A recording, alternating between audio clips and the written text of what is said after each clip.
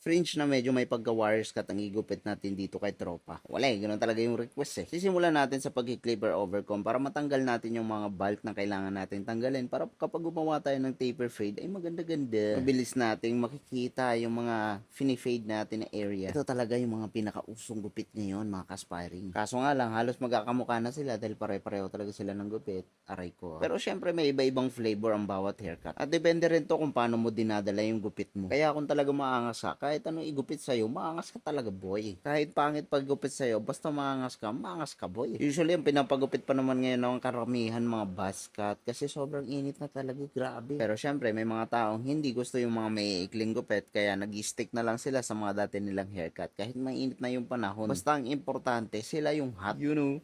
Kaya ka-aspiring kung hindi ka pa nakakapagpagupit ng mga taper fade, mga wires cut, mga curtain, mga modern haircut, mga modern mullet, mga wolf cut, Jin Gazama haircut, mod cut, i-search mo na yan sa TikTok yung mga itsura ng ganyang klaseng gupit para makita mo at tingnan kung babagay ba sa'yo or pasok sa personality mo. Siyempre, kapag pipili ka ng haircut, dapat pasok sa personality mo dahil kung magpapa-good boy look ka, hindi ka namang good boy, kupal ka pala. Dapat sa'yo, kapag kupal ka, kupal din. Kapag good boy ka, good boy din. Kapag soft boy ka, bading. Joke lang. Siyempre, papalag-palag pa rin kahit anong haircut talaga na papasok sa personality mo. Kaya hindi lang mukha ang basihan ng haircut. Siyempre, kasali dapat nagmamatch din yung forma mo sa haircut mo. Kasi kung sakaling nagpagupit ka ng pang streets lang tapos may wedding kang attendan, medyo tagilid tayo doon. Proceed na pala tayo dito sa taas. Ito na yung pinakamaangas na parte. Dapat dito tayo bumabawi talaga. Tapos lagi natin tatanungin sa mga kliyente natin. At lagi nyong i-remind sa mga barber nyo kung hanggang saan lang yung bangs nyo kapag ka nagsa-start na ng haircut sa taas. Baka maubos. Baka ang nire-request yung eyebrow level naging crop top.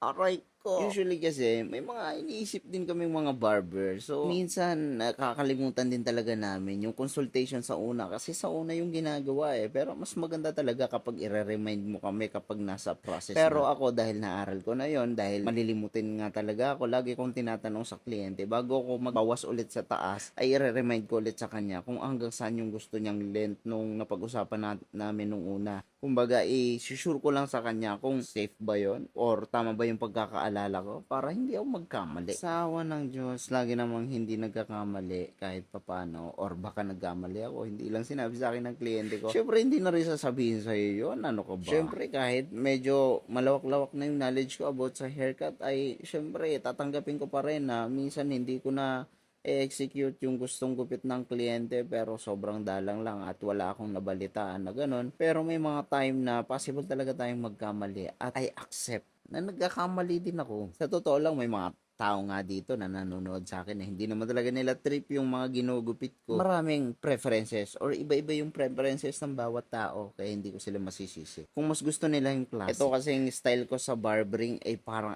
abstract kung sa art. Para siyang doodle art na bagulo lang pero maayos pa rin tingnan. At dahil matagal na tayong nagugupit at matatapos na natin ng texturing, ito na yung resulta. Papakita ko na sa inyo mga tropa.